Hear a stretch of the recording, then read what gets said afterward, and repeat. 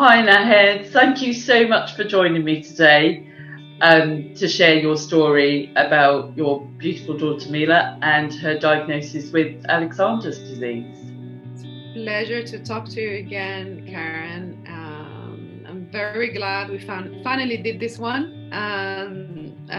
Very obviously passionate about sharing our story. So I can tell you a little bit about who we are. Yeah, that would be great. So I'm Nahed. I'm Mila's mom, who just turned 3 in August. And we live with my husband, Gil, that you know, and Ella, who is, she'll be 7 in May. And yes, that's us. And we've been living with our Alexander disease for the last year. We got the diagnosis last August. So it's been a year and a couple of months. Yeah. And very happy to share my story and very obviously passionate about working with Alex CLC and raising awareness towards this condition. So I just wonder if you can, so obviously Alexander's disease is a very rare disease. So I just wonder if you could give us a kind of quick overview of Alexander's disease and kind of what made you concerned about Mila sort of, before diagnosis. So, as I would say, I never expected this type of diagnosis. I never expected that it was neurodegenerative. It was anything to do with the white matter in our brain. But how it started is, I've noticed that Mila was quite slow at hitting milestones. Yeah. So, and the most starking delay was more on the motor skills. So it took her a while to sit unaided, and obviously I have an older child that I can compare to, but you always, you ask people, you ask around and people tell you, well, it's a second, they're lazy, it's okay, she'll catch up, don't worry about it. But it's that mother instincts that kicks in, and although no, it was always on the back of my mind. I said, well, let's give her some time and work on it. And sometimes you just start to catch up and then it plateaus. And broadly speaking, is that she was delayed with the speech, with the walking, with the crawling. There were, for example, for Alexander disease, one of the typical symptoms is epilepsy seizures, but she didn't have any of the neurological symptoms. It was just developmental delay. So I thought maybe there is something else, maybe it's another syndrome. And towards a year, when she hit a year, she just about started to sit unaided. She couldn't go from laying down to sitting by herself. It took her another half a year to do that. In parallel, she had a problem with breathing. So her adenoids were very swollen. She had a surgery. And I said, you know what? Maybe that was delaying her. Let's give her three months after. So I waited 3 months after that surgery, and then we went to see a neurodevelopmental pediatrician, which highlighted that she is delayed. So how it works is if she's within a range of delay, then they don't get concerned. But they call it 2 standard deviation, far from the average. And so he said, okay, that's fine. Let's do blood tests, etc. And one thing that always stuck with me is every time she'd sleep with me, her leg start to shake. So she would press against my leg, and her leg started to shake. So they call that clonus, which I highlighted to pediatrician previously. He said, okay, she's within a year. She's not a year yet, and her nervous system is still developing. Do not worry about it. But I highlighted that to the neuro development. So pediatrician, they said, oh, okay, that's a clonus, and there are 3 or 4 beats. There's some stiffness. I'd rather actually have her do an MRI. Yeah. So the MRI took a while because she had a cold, etc. But anyways, long story short, we did the MRI. It came back that she has white matter disorder. They couldn't. There were two. The radiologist pointed to L2 hydroglutaric aciduria, which is a metabolic disease. Yeah. And with the differential diagnosis of Alexander disease. But at that point, I said, okay, L2, start to do my research. Okay, there's some sort of hope because they can be treated with vitamin A. And there's some trials at GOSH, Great Ormond Street Hospital. Yeah. But we needed to wait on the definitive answer through genetic testing. And this is between that MRI outcome to the final genetic diagnosis was agony for us, because we were given a leaflet on leukodystrophies and were sent back home. And I was like, okay, the doctor told us, don't go online. It's horrible. We need to figure out which one of the leukodystrophy it is. But what are you telling me? And I looked at that 2003. Then neurodegenerative. I just read them 3 or 4 words there, and I just said, you know what? I'm gonna go look online. So I went online, and then the first thing that comes out, life expectancy of 10 years, and then I fell apart from that.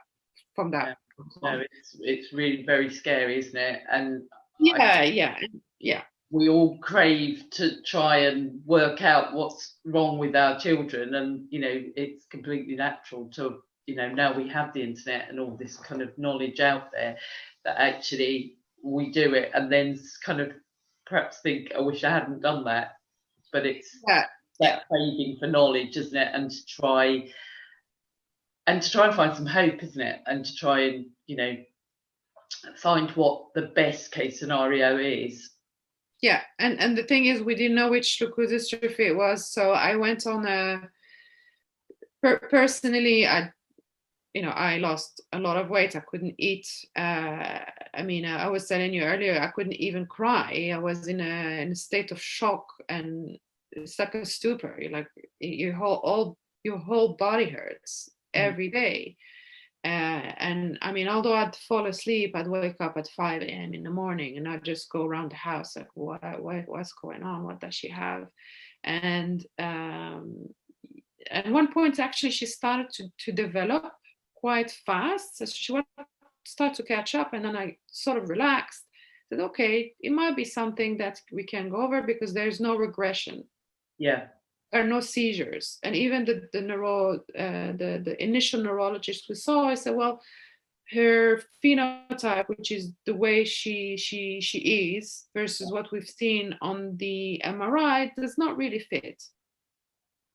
But I put it on the basis of a lack of knowledge of Alexander disease, because it's quite rare. You cannot conclude anything by looking at one child. Absolutely. So I read a lot of scientific papers. We talked to friends that are expert in biology or neurology, and they're like, okay, just wait for the genetic diagnosis. And then this is something I want to highlight, is the route to diagnosis is one of the most difficult one. We were lucky to have access to private medical health insurance through my work. We were told initially you should go through the NHS because we cannot do anything here privately. And I said, what do I need to do? I really need to know what she has. It's going to help me move forward. Yeah. So we had to push a lot for it, and fortunately, or fortunately for us, we were able to do this genetic testing quite fast. But unfortunately, we had to fund it from our own pockets, which is not great. And I we were at that point we started to think about what about the other parents that they have to wait and go through to the NHS and push, because we were lucky to have that friends around that, well, go do this right away, don't wait and push for it and push for it. So compared to other parents, our journey to diagnosis was quite short, but agonizing, and I can't really fathom parents that have to go through months and months and months and months of waiting, not knowing what it is that their child have. If you don't know what it is, it's hard for you to deal with it and like come to term with it or accept it. Yeah, absolutely. You just don't know what you're going to be facing or are going to be dealing with, do you? Exactly. We knew it. We were not facing something great, but we needed to know what it was so we can, see what we can do, if there are any treatments available, if there are anything that we can do extra. But that journey to diagnosis was agonizing. Again, I think I've lost seven kilos. I was struggling to focus at work. I was in a state of shock for a couple of months. I couldn't go and see friends. No, I was sitting with. I remember was sitting with a friend. She talked to me, and I was just not there. So it was very hard, very difficult, and very lonely. And because I don't know what she has. If I knew, maybe I could talk to someone that has the same condition. But like in the meantime, I don't know what she has. Yeah. So once we had the final diagnosis, so we did the full metabolic testing, and then we had the genetic testing. It confirmed Alexander disease. For us, the date was the 7th of August, which is 3 days after her birthday. It's a day I will always remember.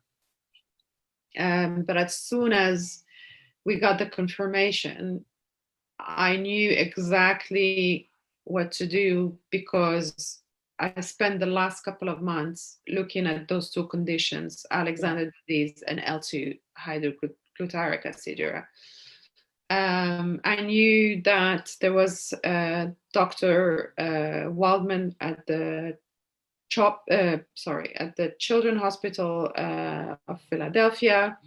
There are a couple of families in America that have been doing great work at raising awareness, raising funding, and I think without them, I think we won't be as advanced to being close to a clinical trial. So I said, you know what? My first thing is I'm going to email those families, and it's the first night, the day after I spoke to one of the parents. I just poured my heart out to her, and we had the same view on things. And I told my husband, we are half term. When Ella is on holidays, we're going to Philadelphia. We're gonna go see Dr. Waldman. This is what we're gonna do. And then, luckily enough, we went there. But just to go back to how I came to meet you guys at Alex CLC is, okay, we're going to America. She has a high likelihood of developing seizure at one point or the other. I don't want to be stuck in America dealing with the health system there. So we were looking for travel insurance that will cover her pre-existing condition. And my husband called you, and from then on, we kept interacting, we kept talking. And when we came back, you helped us find our current neurologist at the Evelina, Dr. Singh. Yeah.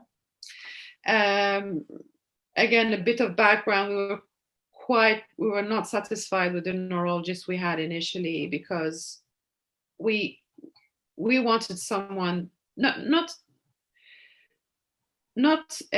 necessarily the most knowledgeable person, but someone that will work with us as a team, and someone that will listen to us, and someone that will take into account the fact that we also do our own homeworks, and we also do our own research, and is passionate about his patients. And I'm so grateful that you put us in touch with Dr. Singh, because we found that our, the team that we want to work with. And the first question I asked, because I do some testing with the doctors I deal with, like the first question I ask, what is your plan for my daughter? Because we knew what needs to be done. It's like, she needs this, she needs this. I said, thank God, you are our guy. Yeah. And I think it's so important that, it's a long journey and there's many interactions with the team around your family. So it's so important to have that kind of mutual respect in that, actually lots of parents are very knowledgeable in their child's condition, and really, can be the experts as such.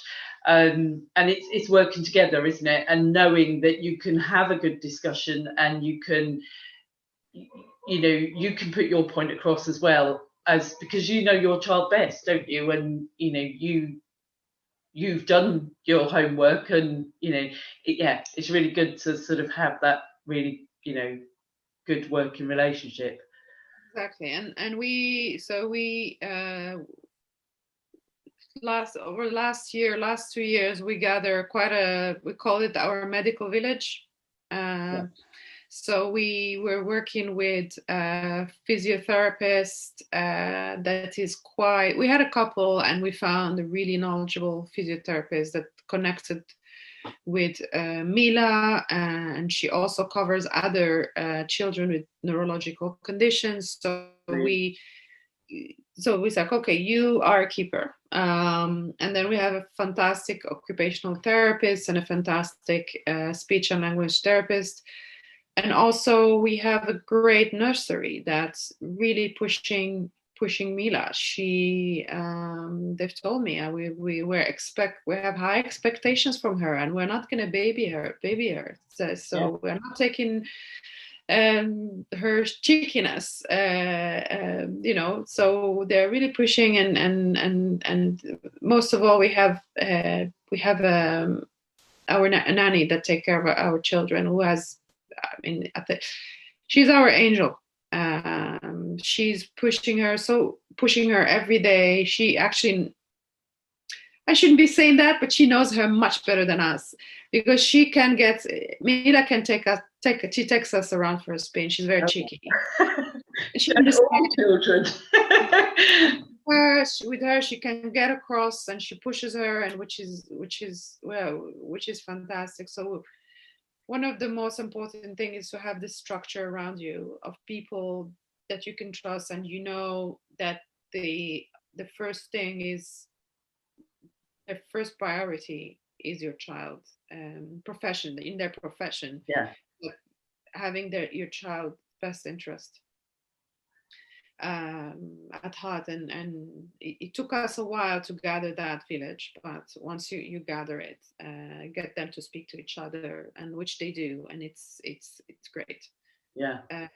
And for rare conditions, that's even more important, because there's still a lot of things that we need to know, still of things that we need to discover.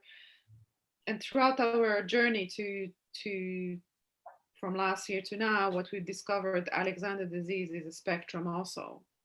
Yes. Although when you go online, you look at, first thing I Googled Alexander disease of life expectancy of 5 years, which is not quite right. So I went to look on Facebook and look online at other families and how the other kids are doing. So you do have a large spectrum. You do have different, they call it phenotypes, is the way there's all the disease manifestations. Some kids can walk, some cannot, some are trying to. So each child is different. Yeah.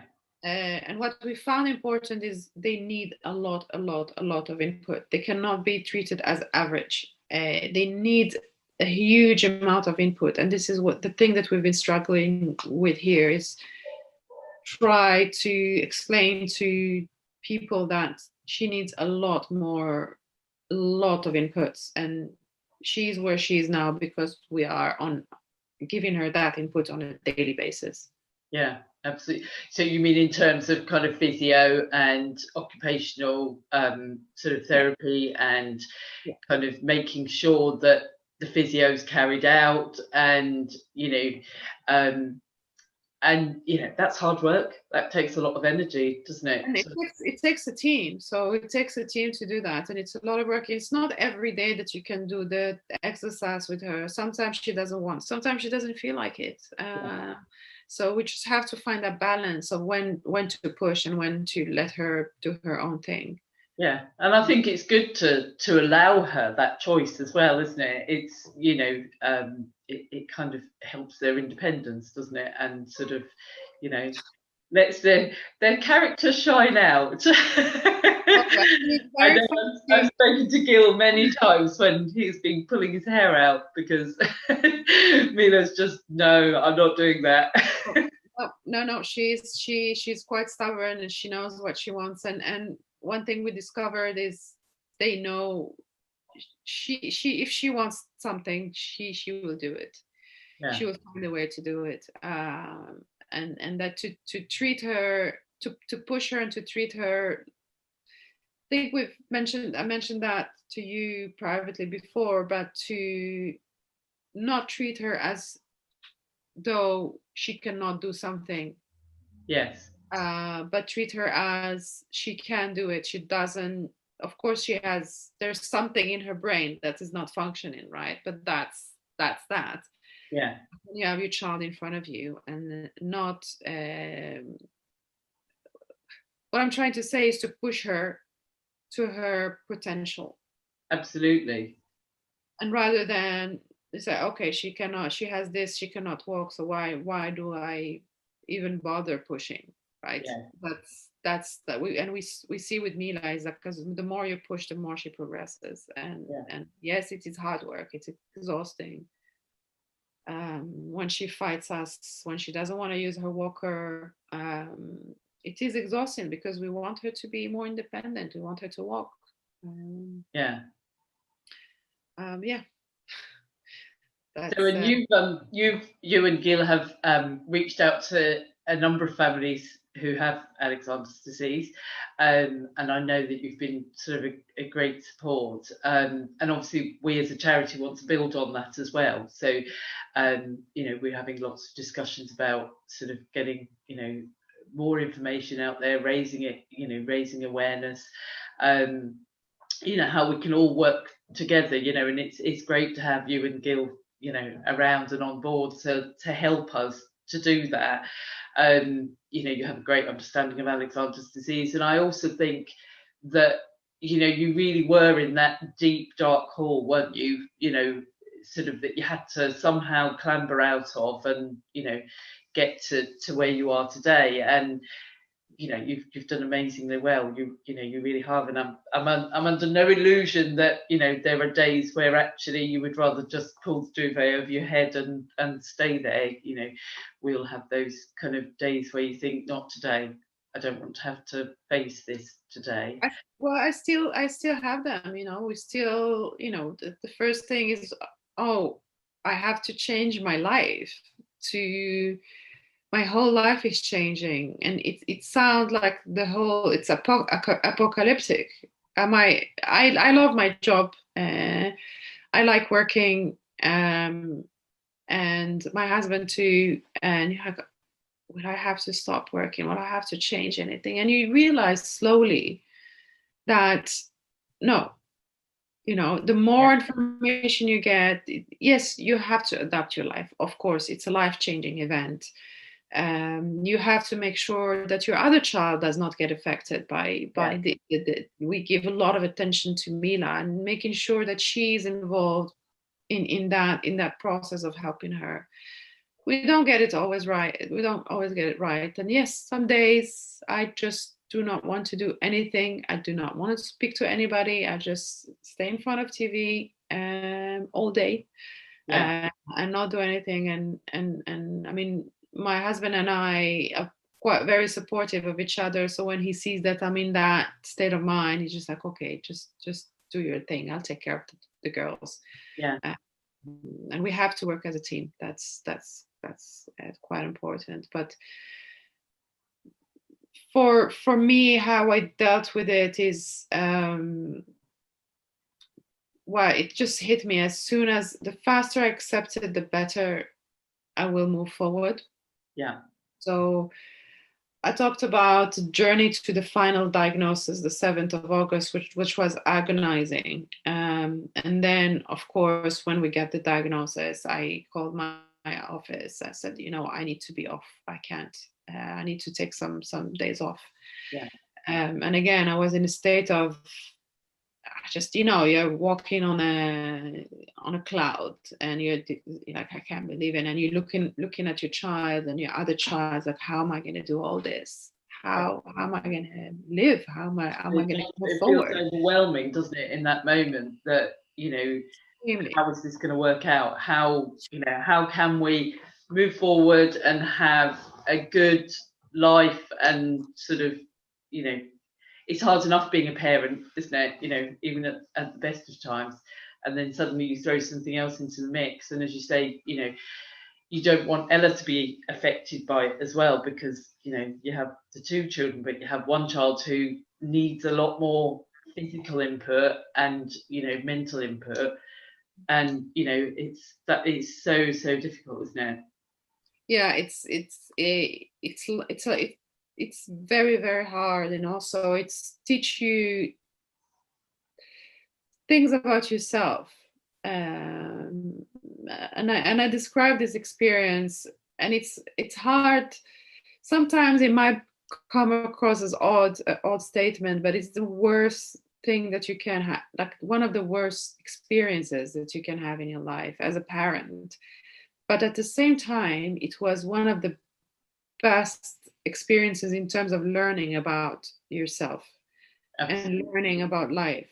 And for me, it's something clicked. I woke up one day. It's like, enough. I can't do this. I cannot live in the dark. I need to move forward. I can't do this.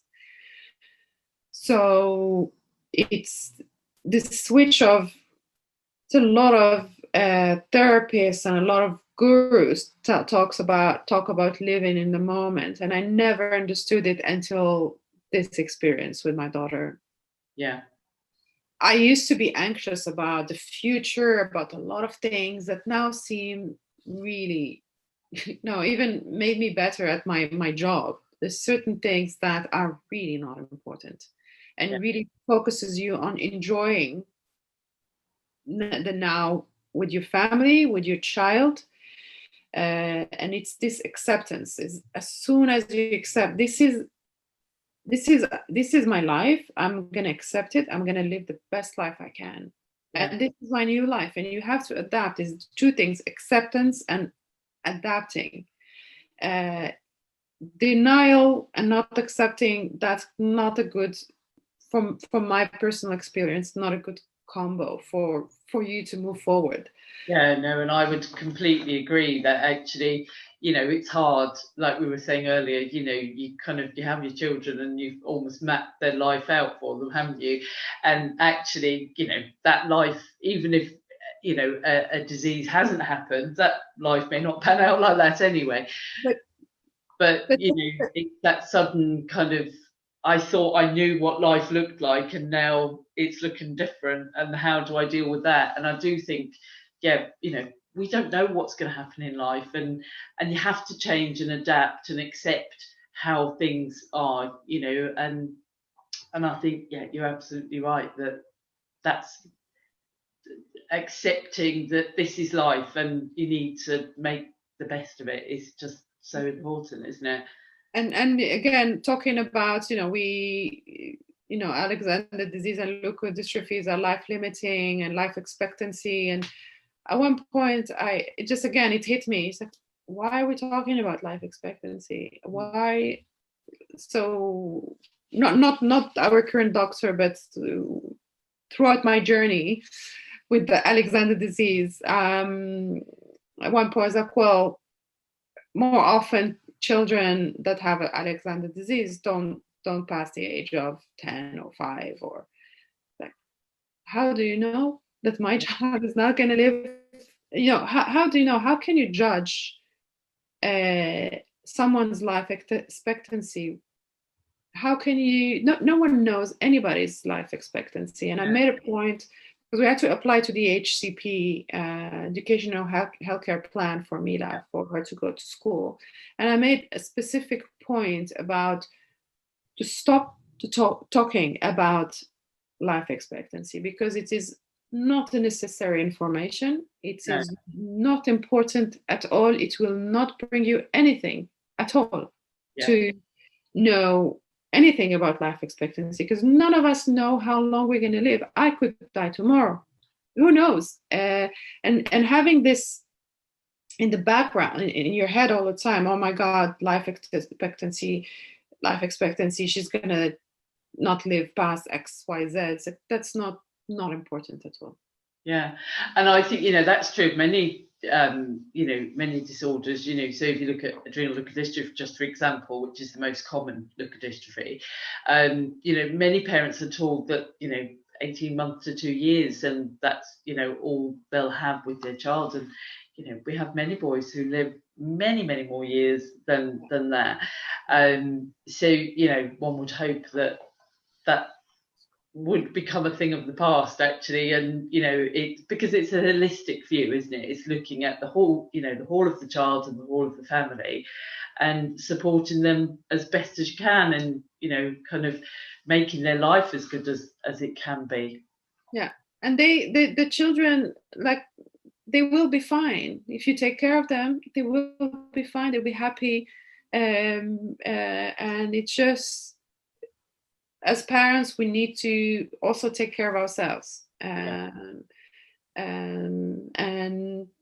ask for help, do our own research, not being afraid to challenge your doctors, and not being afraid to ask many questions, and also to don't take no for an answer, and just push for the answers that will help you as a parent provide the best care to your child. And this is what we did. And one aspect of dealing with all this situation is, as I said, the acceptance part. Part of the acceptance is not comparing your child to any other child with the equivalent age, because for me, as soon as I stopped that, then things got much better. And I look at Mila as this is her, this is who she is. She was never someone else. Yeah. She was never that 3-year-old child that can run and jump and speak. And this is who she is, and this is who she's gonna be for the rest of her life. She's not that my friend's child. She's my child, and this is who she is. And I just do not compare her to anybody else at all. Yeah, and I think that all parents, there's parents with children who haven't got any kind of extra needs, who could, would probably do quite well, sort of living by that mantra. Yeah. And then, of course, you very wonderfully agreed to become a trustee for the charity, which is absolutely fantastic. So, in the past, we've had affected people who were affected by the disease themselves, or parents. So it's fantastic to have you on board and representing Alexander's disease, as well as looking after the other leukodystrophies. It's it really is important to us to sort of make sure that we're looking after all the families, and that we get input from the other diseases, just to make sure that we're doing what we really need to do. So thank you so much for agreeing to. Thank you for taking me on board.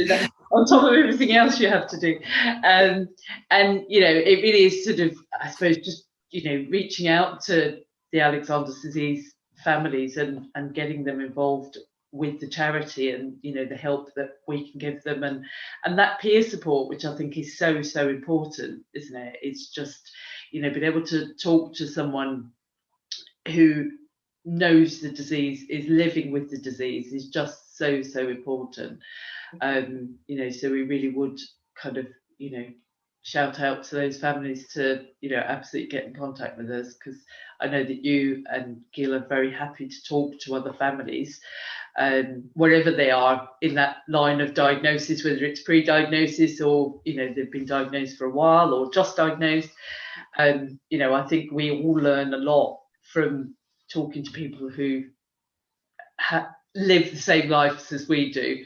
For the main part, obviously we're all kind of slightly different, but I think it's really good to be able to learn from each other, isn't it? It's just, so important. And we have our little, as you know, Karen, our little community in the UK now. I think we have around 10 families. Yes. We have our little WhatsApp group. We have we're trying for Facebook page, but it takes a lot of work. It does, yes. Moderating a Facebook page is very time consuming and difficult.